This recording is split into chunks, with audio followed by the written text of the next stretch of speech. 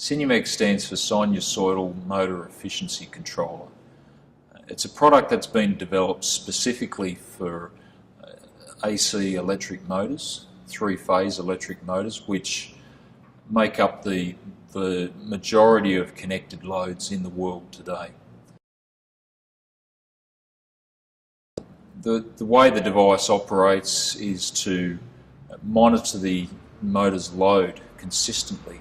So the load may vary, and what SinuMec does, it dynamically adjusts its output voltage to reduce the voltage when the load is low. So for instance, typical applications for SinuMec could be escalators, conveyor belts where you may have no load and then you've got load on the belt or an escalator.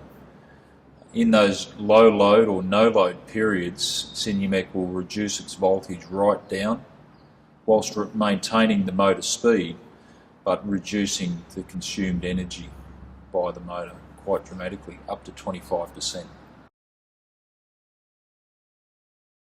By reducing the voltage in the motor, you reduce the internal temperature in the motor, which attributes to a lot of the motor's losses through the iron and the copper. So by doing that, we're able to reduce the energy consumed by that motor and make the motor operate at a higher efficiency point.